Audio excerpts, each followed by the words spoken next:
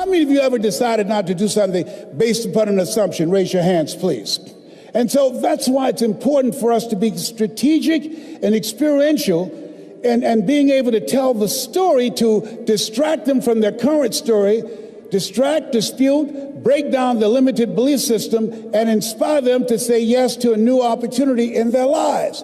And so as a result, I didn't do what I'm doing now because I had such a tremendous inferiority complex because of my lack of college education. I stopped myself.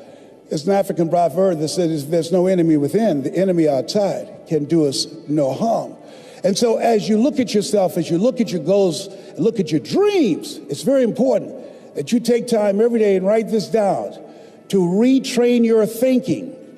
You got to retrain your thinking.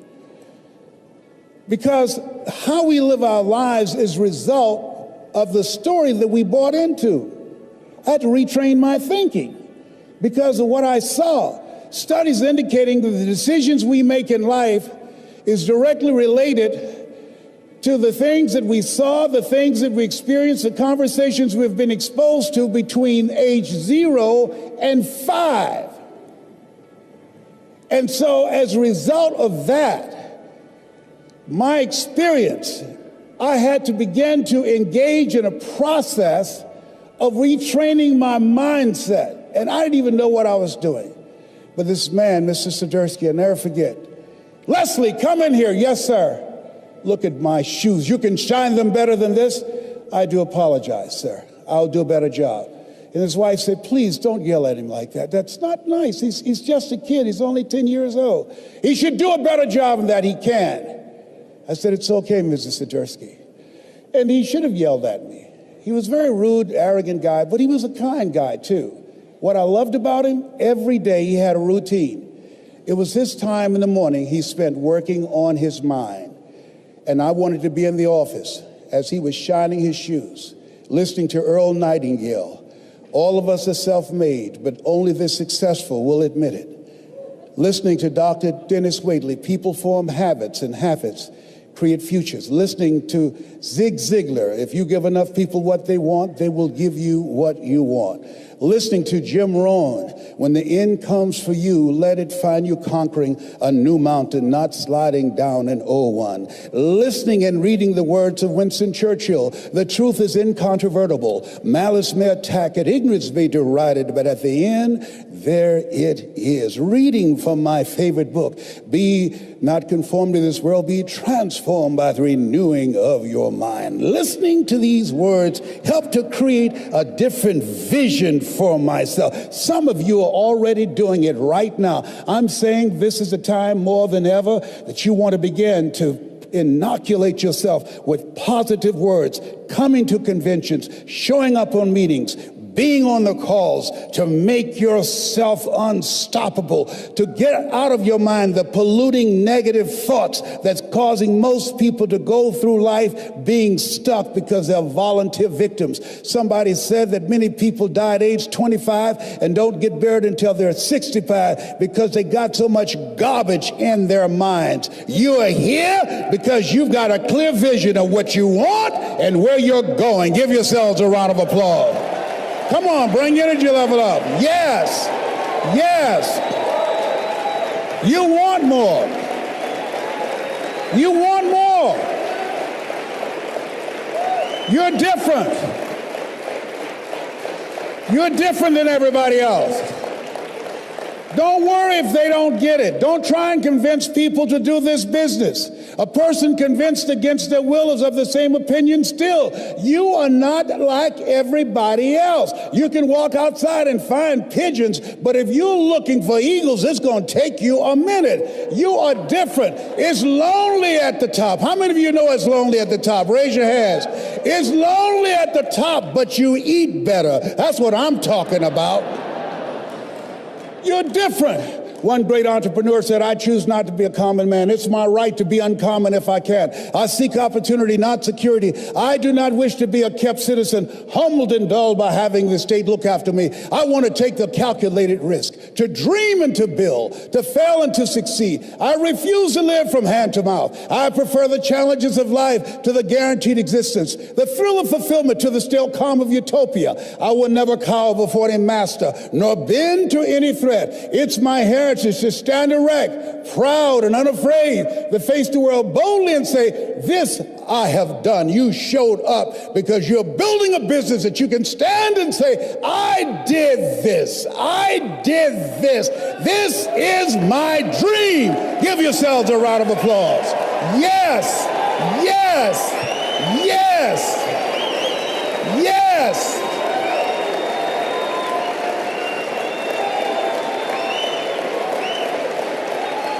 Yes.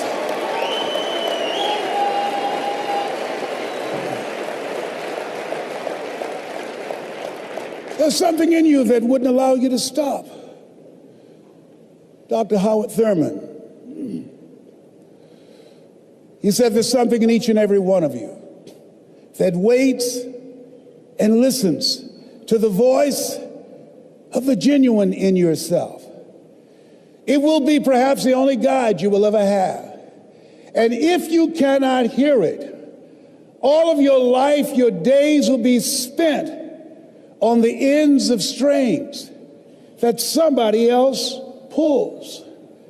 And I say to you, the reason you showed up, even though you couldn't afford to be here, the reason you drove hundreds of miles, flew around the world, there's something in you, in your heart of hearts, that said, I'm not going to let anybody pull my strings. It said, I'm going to control my own personal economy. It said, I've got a dream I want to achieve. I want my children to have a choice of the kind of education that they want. That said, I am the captain of my ship. That said, I'm going to control my destiny. And whatever it takes, I'm willing to do the work. Give yourselves a round of applause.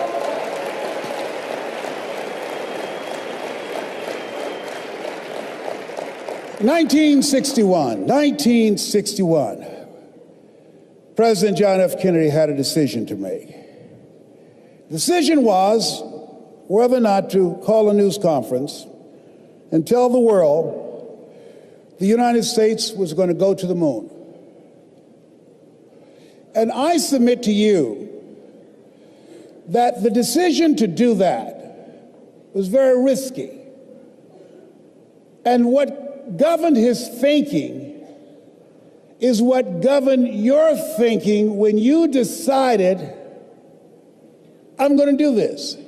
See, the technology did not exist.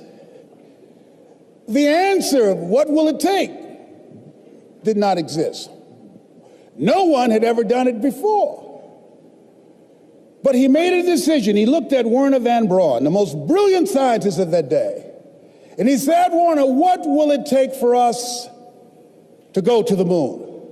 And he spoke 5 words. And those 5 words, I think, is what governs most entrepreneurs. Those 5 words, I think, is what give people like you the courage to pursue their dreams. Those 5 words is what I think people who are pioneers, people who are breaking new ground, make decisions on. He said, what will it take for us to go to the moon? And the response was, the will to do it. As you look at yourself, as you look at your business, as we look into 2015 and beyond, what will it take for you to increase your business? The will to do it.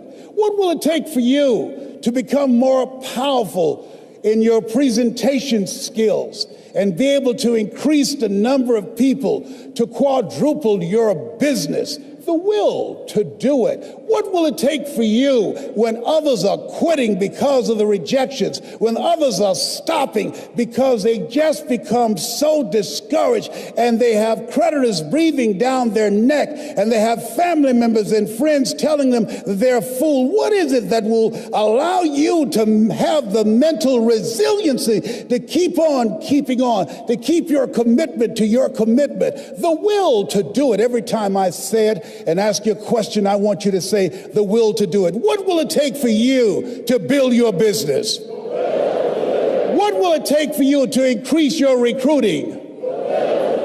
What will it take for you to bring out the greatness in you and to make your mark? What will it take for you to become a high achiever and to bring out the billionaire in you? Shake someone's hand on your right and left and say, I've got the will. I've got the will.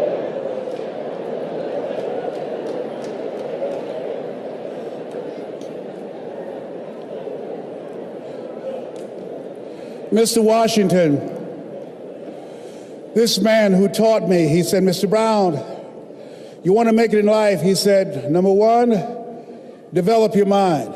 You don't get in life what you want, you get in life what you are.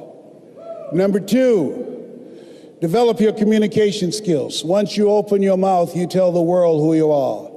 Three, practice the principle of OQP, only quality people. Let us say together, only quality people.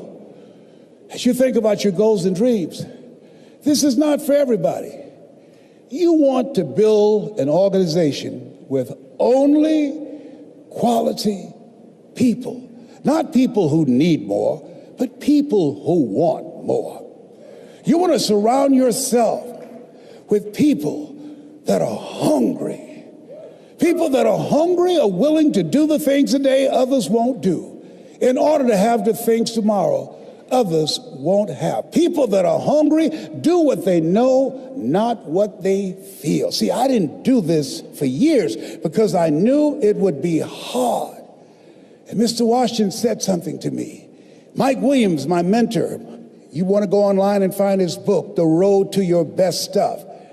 He said something that grabbed me, and I want you to put this someplace where you can see it. See, you build this business through persistence. You got to affirm, I will persist until I succeed. You build it through patience. It takes time to grow orchids. It's faster to grow roses, but orchids, that takes time. You have to have persistence, you have to have patience and perseverance. It takes courage to come back again and again and again. Because in order to build the business, it's hard work. It's H-A-R-D and H-E-A-R-T. Are you with me there? Write this down. If you do what is easy, your life will be hard. But if you do what is hard, your life will be easy. If you do what is easy, point out all this is some pyramid scheme. Oh, I've been talking to people and nobody's interested. I talked to people and they said no. Oh, I've done that before. Come up with excuses. If you do what is easy, always looking for a way to give yourself a pass, to let yourself off the hook, to do what everybody else is doing, a job, the journey of the broke. If you do what is easy, your life will be hard. People working on jobs that they hate, The heart attack rate on Monday morning between 6 o'clock and 10 o'clock increases by 35%. People going to jobs that they hate. If you do what is easy, your life will be hard. Working 2 and 3 jobs for one paycheck and no job security. But there's something in you that says, you know, I'm making some good money, but you know what? I can't do this. I can't do this anymore. A friend of mine, she's here. I'm so honored to be in her presence, Kim Wee. She went to do a presentation, drove from Los Angeles to San Francisco, and 20 people in the room, and they said, yes, she's an electrifying speaker, great presenter. Yes. And when she left, the Dream Busters took the floor. And when the Dream Busters finished with those people who had goals and dreams of a new life, they sabotaged Kim. And they called her before she can get home and said, no, we're not going to do it. And at that moment, she could have quit. Write this down, your private voice. Every entrepreneur, you have two things going for you. You have an energy signature, and some of you will be working with, and you have a private voice. 8 to 9 decisions out of 10 that you make are governed by that private voice. When they called and said no, her private voice said, you're wasting your time. You don't need to do this. Your husband is a doctor. You don't need to do this. You're a mother. You need to spend more time with your child. Get this crazy idea out of your mind. But rather than do that, she started talking to herself. Rather than do that, she started listening to motivational messages that would build herself up from the inside. And as a result of her saying, yes, I can do this, as a result of ignoring the Dream Busters, now she's one of the top 10 producers in the world in multi-level marketing. Give her a round of applause. Kim Wee, stand up. Give her a round of applause. Yes. Yes. In the world. And that's why you are here. There's a voice in you that has said, I can do this. I know others have failed. I can do this. I know others have said that I can't do it. I've had setbacks in life. How many of you had some failures? Raise your hands, please. How many of you had some no's in your life? Raise your hands, please. Shake someone's hand on your right and left and say, make no your vitamin.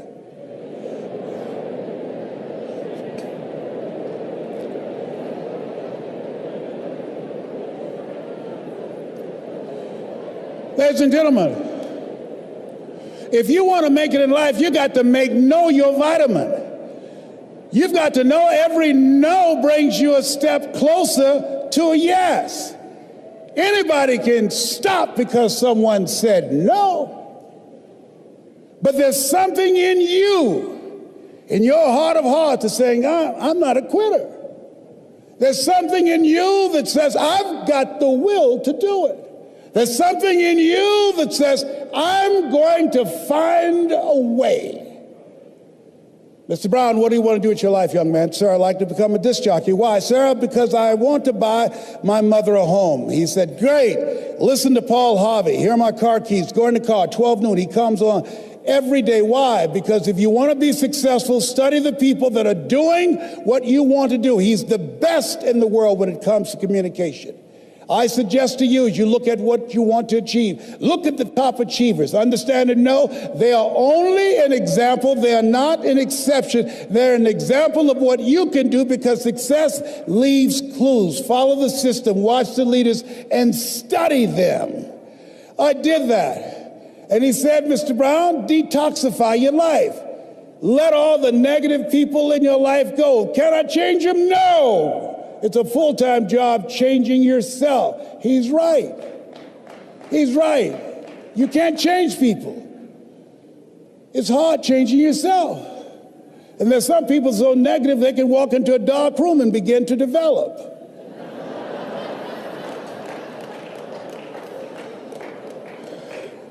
He said, practice OQP, only quality people. He said, I want you to see yourself as a disc jockey. You want to be a disc jockey? Visualize yourself being on radio. You want to be a top performer? Visualize yourself building the business. Visualize yourself coming across the stage, accepting an award for your recognition of your hard work. See it in your mind's eye. He said, I'll give you all your eyes can see. And I had to see myself on stage as I'm presenting right now. I've been here many times before I showed up. in my mind. All your goals are achieved twice. First, in the mind, then, and without. And then finally, he said, Mr. Brown, I said, yes, sir. You want to be a disc jockey? Yes, sir. He said, you got to be hungry. I said, why you keep saying that? He said, people that are hungry are relentless. People that are hungry, unstoppable. People that are hungry, no excuse is acceptable. I said, sir, I'm hungry to take care of my mother. All my life, people have always compared me to my brother because I'm not smart like him. It takes me longer to get things than most people. I have to hear it again and again. But once I got it, sir. I got it. You're the only person that never called me stupid or dumb. You never called me DT, the dumb twin. You look at me like I'm somebody. I've never had a father, and I watch you, and I want to be able to talk like you. I get choked up sometimes because I can't get my thoughts out, sir. But I want to do what you do, and I want to make my mama proud. He said, you can do it, Mr. Brown. I've given you all you can get from me. Now it's on you. If you want to be a disc jockey, go out into the marketplace. I went to apply for a job on Miami Beach. Milton Butterball Smith was the program director. Hello, Mr. Butterball. How are you, sir? My name is Les Brown, sir. I'd like to be a disc jockey. Young man, you have any journalism in your background? No, sir, I don't. Have experience in broadcasting? No, sir. But let me audition for you, sir. Let me show you how good I am. All I want, sir, is a shot. Just let me audition. He said, no. How many of you have been rejected? Raise your hands, please. I was devastated with rejection. I said, Mr. Washington, they said no. He said, don't take it personally. Most people are so negative, they have to say no 7 times before they say yes. He said, you got to be hungry. Go back again. I went back again. Hello, Mr. Butterball. How are you, sir? Now, my name is Les Brown, sir. I'd like to be a disc jockey. He said, I know what your name is. Weren't you here yesterday? I said, yes, sir, I was. Didn't I tell you no yesterday? I said, yes, sir, you did. He said, then why are you back today? I said, well, sir, I didn't know whether or not somebody was laid off or somebody was fired, sir. He said, no one was laid off or fired. Now get on out of here. I came back the next day. Hello, Mr. Butterball. How are you, sir? My name is Les Brown, sir. I'd like to be a disc jockey. He said, I know what your name is. Weren't you here the last 2 days? I said, yes, sir. Didn't I tell you no the last 2 days? I said, yes, sir. He said, then why are you back today? I said, sir, I didn't know whether that someone got sick or someone died, sir. No one got sick or died. No one was laid off or fired. Now, don't you come back here again. I came back the next day, talking loud, looking happy, like I was singing for the first time. I said, hello, Mr. Butterball, how are you? He looked at me with rage. He says, go get me some coffee. I said, yes, sir.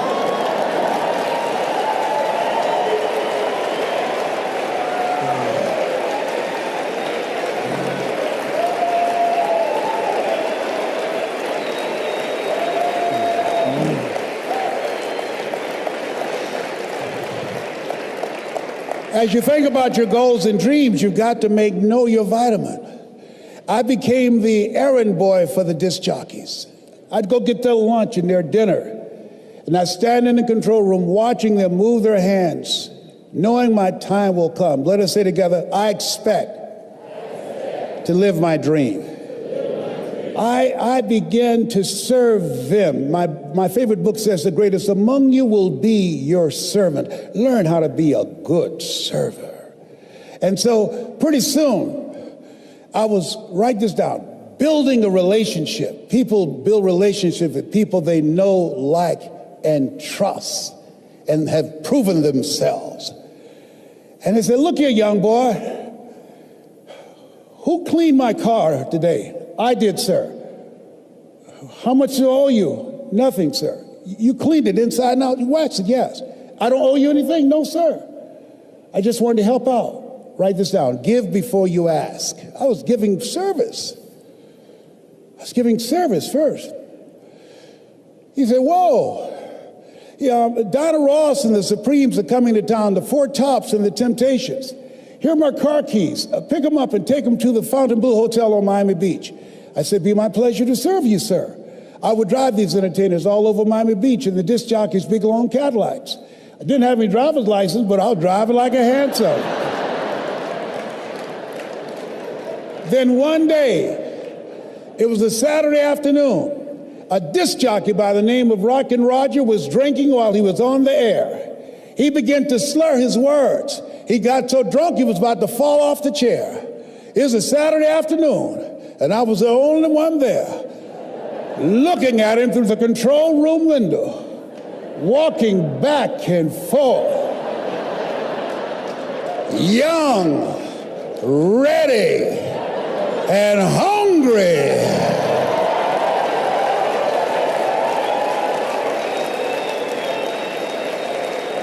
I was saying, drink, rock, drink. Drink, rock. I'd have gone and get him some more if he'd asked me to.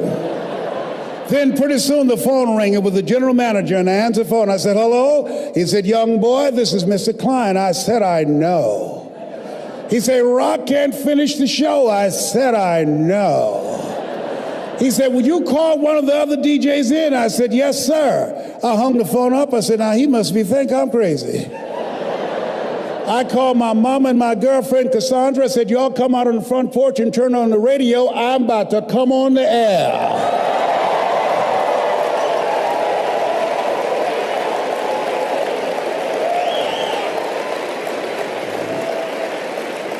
I waited for about 20 minutes, and I called him back and said, Mr. Klein, I can't find nobody. He said, young boy, you know how to work the controls? I said, yes, sir. He said, go in there and segue the record. Don't you say nothing here.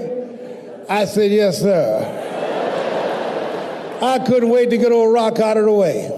I put on a fast record. I said, look out, this is me, LB Triple P, Les Brown, your platter playing papa. There were none before me, and there will be none after me. Therefore, that makes me the one and only. Young and single and love to mingle, certified, bona fide, duly qualified to bring you satisfaction and a whole lot of action. Look out, baby, I'm your love man. I was hungry. I was hungry. I was hungry. Hungry. Shake someone's hand and say, you gotta be hungry. Shake someone's hand and say, you gotta be hungry. You gotta be hungry. So I'd like to leave this with you. I don't know what you want to do, but I believe that Zig was right. If you give enough people what they want, they will give you what you want. I believe Jim Rohn was right. When the end comes to you, let it find you conquering a new mountain, not sliding down an old one. I believe Earl Nightingale was right. All of us are self-made, but only the successful will admit it. I believe that Dr. Peel was right. Always strive to get on top in life because the bottom is overcrowded. I believe Mike Williams is right. If you do what is easy, your life will be hard. But if you do what is hard, your life will be easy. So I dedicate this to you, to the dreamer in you. Something my mother used to love to hear me say. Leslie, yes ma'am, mama. Say that thing for me, boy, that makes me feel good. I dedicate this to you because it's one thing to be in the business, but there's something else when the business is in you. You're here because it's in you. It's in your heart. And it says simply this: if you want a thing bad enough to go out and fight for it, to work day and night for it, to give up your time, your peace, and your sleep for it, if all that you dream and scheme is about it, and life seems useless and worthless without it, and if you gladly sweat for it and fret for it and plan for it and lose all your terror of the opposition for it, and if you simply go after that thing that you want with all of your capacity, strength and sagacity, faith, hope, and confidence, and stern pertinacity, if neither cold poverty, famish, or gulf